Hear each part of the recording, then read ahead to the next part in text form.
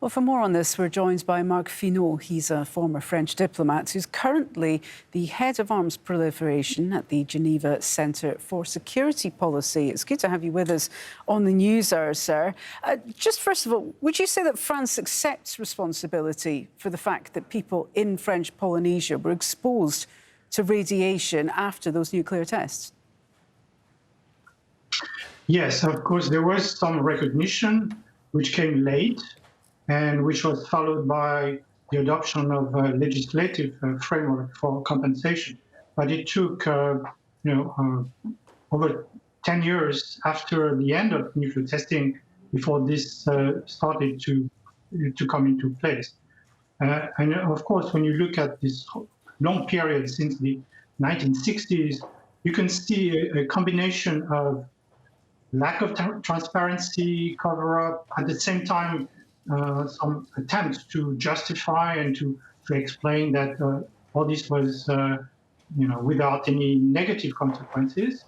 But the government was forced under pressure from journalists, NGOs, civil society, parliamentarians, of course, to reveal more and more the facts, the reality about what happened.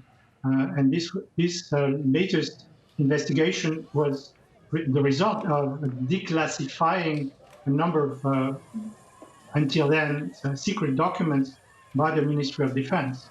But it seems that the French government really have to be dragged kicking and screaming to recognising the effects of this nuclear testing. I mean, there have been very few cases of compensation paid out to those affected. Why do you think it's been so difficult for people to get compensation for this radiation poisoning? Yes, of course, the government tried to restrict the criteria for accessing this compensation. So it enumerated a number of diseases directly related to radiation, but this is a very restrictive list. It required people to be in the capacity to measure the exposure to radiation. Of course, this was impossible for most people because they didn't have any equipment apart from the military. And also, they need the victims to provide evidence of the correlation, the relationship between the testing and the disease. So sometimes this is very difficult to prove, especially because these are sometimes long-term disease that appear many years after the actual exposure. Why would you say it's so difficult for... let me try and phrase this another way, because it seems that France is making it extremely difficult for people to make these compensation claims. They're putting these hurdles and roadblocks up. Do you think it's because they're worried about how much it will cost to take responsibility for the tests that they carried out? Or do they not feel that they should have to pay out as much money as people who've been affected by this too? Of course, this played a major role in wanting to limit as much as possible the cost of compensation. But also, if you open up this access to compensation, not only will it cost more, but it will publicize the impact of the test, and that would contradict the official position that these were innocuous testing.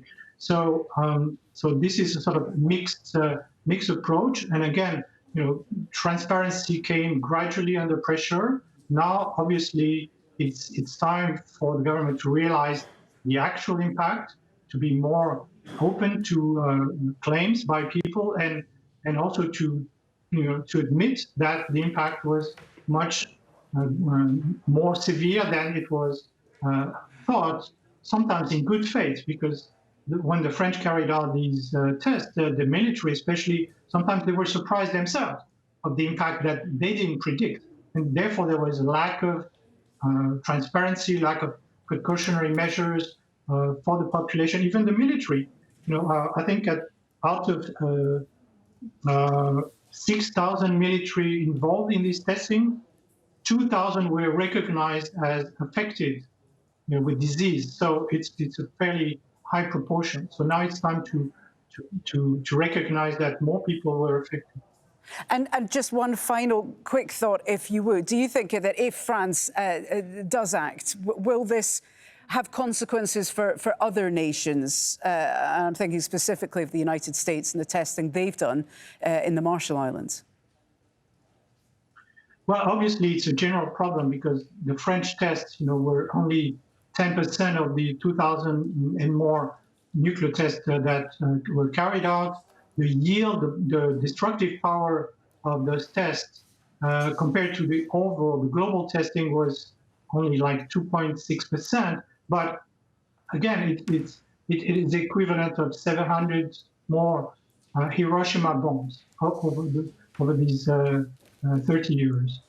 But of course, there are other countries that suffered from testing where compensation sometimes is non-existent, like in China or in the former Soviet Union. And therefore, there should be a global awareness of the need to compensate victims, to remediate the damage to the environment. And this is part of the new approach, the Treaty on the Prohibition of Nuclear Weapons. Even if it's rejected by nuclear powers, it has such provisions. So therefore, there will be now a legal base for victims or countries that were subject to this testing to turn to the authors of this testing and claim compensation. This can be done on a bilateral basis, but the pressure now is mounting, and it's based on this new legal framework. OK, Marc Fesneau, it's great to get your thoughts. I'm afraid we are out of time, but thank you so much for joining us here on the Al Jazeera News Hour. Thank you.